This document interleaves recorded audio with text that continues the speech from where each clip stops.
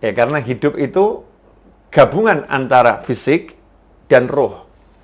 Manusia dikatakan manusia ketika dia masuk roh ke dalam tubuhnya, maka dia disebut manusia. Ketika roh itu belum masuk ke dalam jasadnya, maka dia dikatakan embrio, calon janin ya, calon janin. Nanti kalau udah masuk roh, baru dikatakan janin. Kalau rohnya itu keluar dari jasadnya, terpisah total, maka ruhnya tetap roh, jasadnya berubah nama. Bukan lagi jadi manusia, kita menyebutnya jenazah, mayat. Ya, mayat manusia, tapi kita menyebutnya mayat, bukan manusia. Nah, itulah definisi hidup di dalam Islam. Jadi orang yang hidup adalah orang yang ada rohnya, ada jasadnya. Kalau cuman roh namanya roh, ya. Kalau cuman jasad ya namanya jasad. Begitu ada roh dan jasad, itulah manusia. Nah, ini yang membedakan konsep hidup sehat di dalam Islam dengan konsep hidup sehat menurut para dokter. Sehingga ketika kita baca kisahnya kaum solihin, cara hidupnya itu mungkin nggak sesuai dengan cara hidupnya dokter. Contoh misalnya ya, Imam Malik rahimahullah. Kalau kita baca biografi Imam Malik rahimahullah itu beliau ke toilet 14 hari sekali. Padahal kalau ada orang tidak ke toilet selama 3 hari kan jadi masalah ya. Menurut kedokteran kan jadi masalah. Imam Malik 14 hari sekali. Nah, kenapa 14 hari sekali?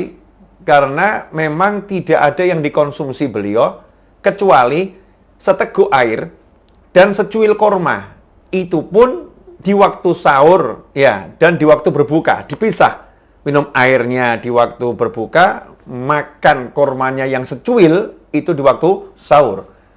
Cara hidupnya seperti itu, nggak makan yang lain.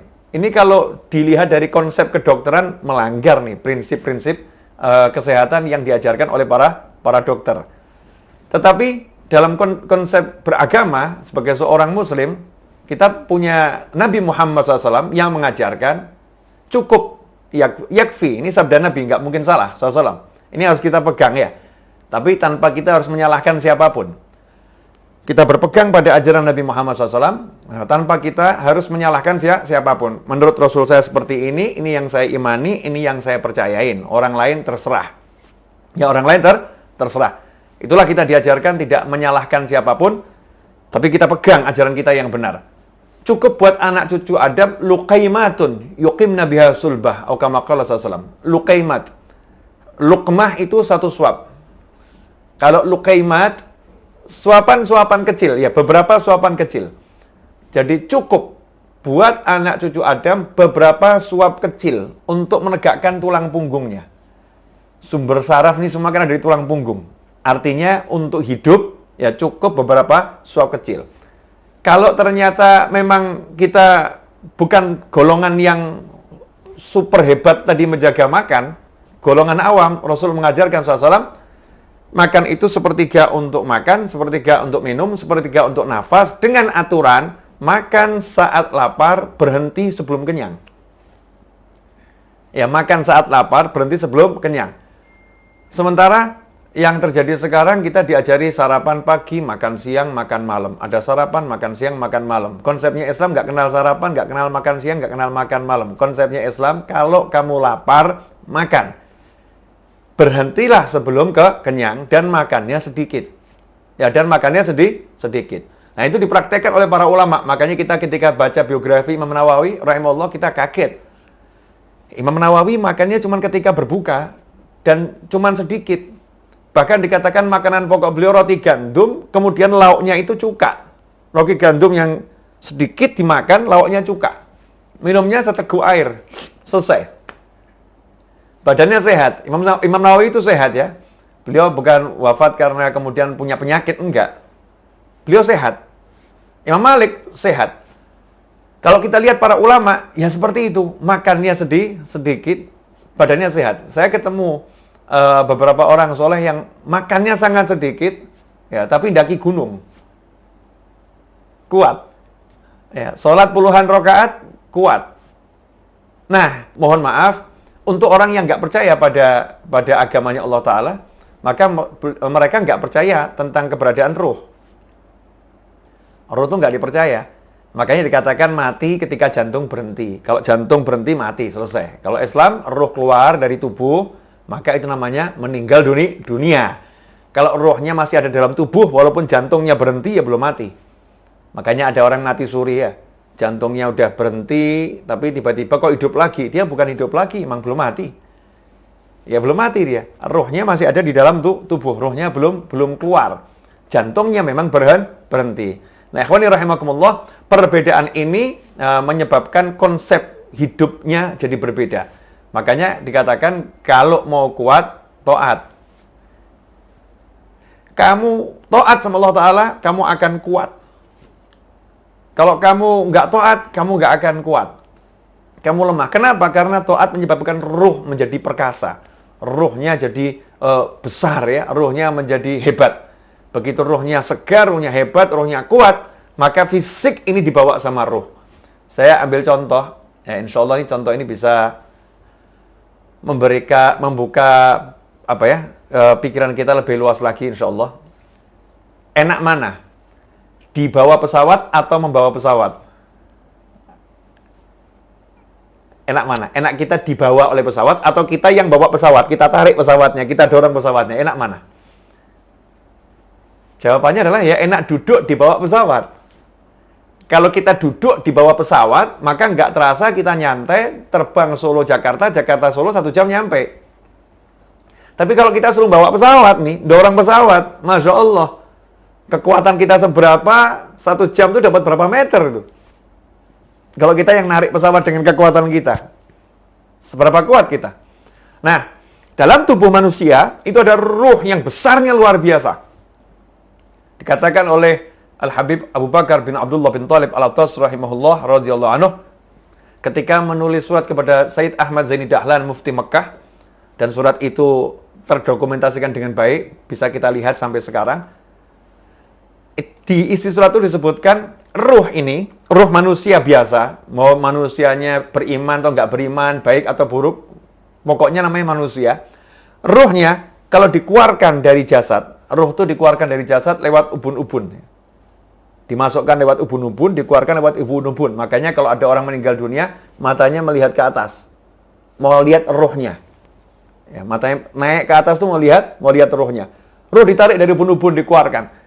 Kalau ruh ini dikeluarkan dari jasad, diletakkan di alam syahadah, alam nyata ini, alam kita ini, alam nyata yang kelihatan semua ini, maka seluruh alam nyata itu tidak akan mampu menampung besarnya satu ruh.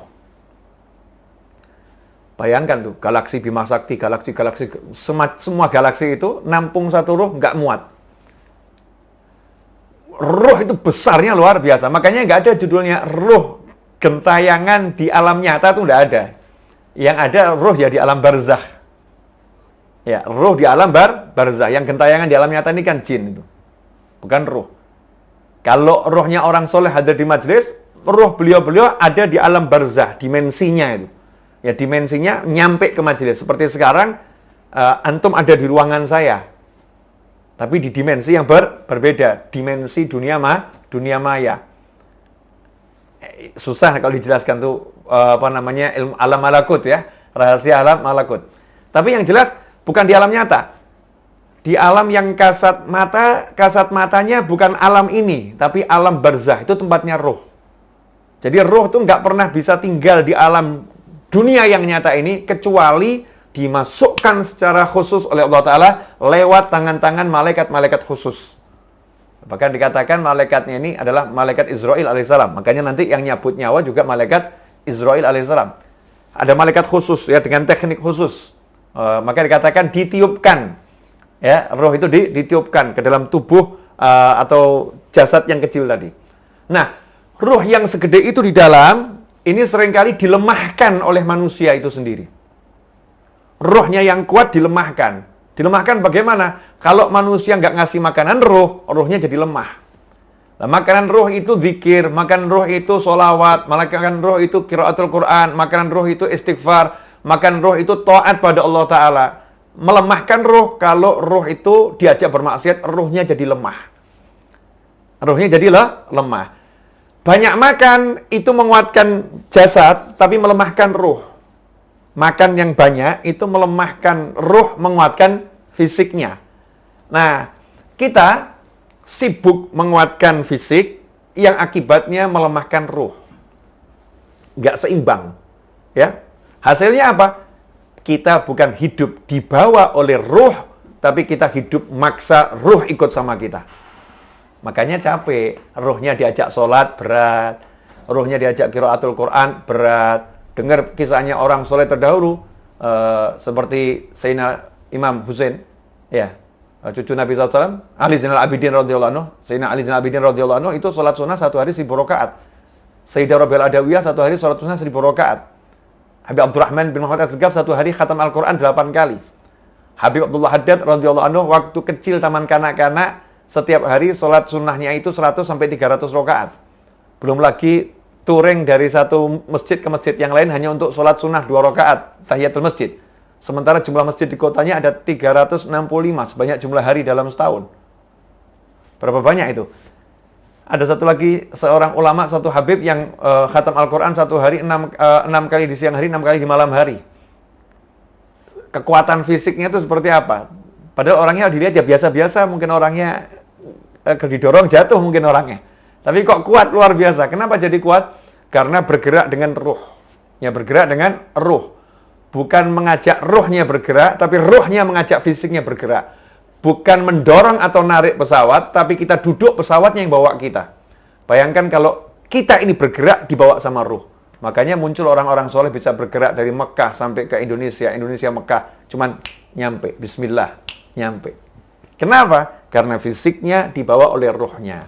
Nah, ikhwani rahimakumullah, karena itu Islam mengajarkan agar kita hidup sehat dengan cara yang benar. Makan dan minumlah jangan berlebihan. Makan yang halal tapi yang baik. Ya, tapi nggak boleh berlebihan. Karena semua itu akan membuat fisiknya kuat, ruhnya juga kuat.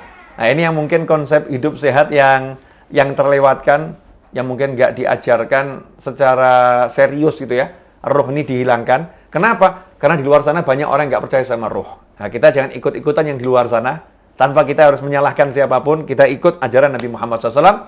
Bahwasannya kalau kita mau hidup sehat, ruh kita harus sehat, ruh kita harus kuat. Kita harus jadi orang yang fokus sama ruh.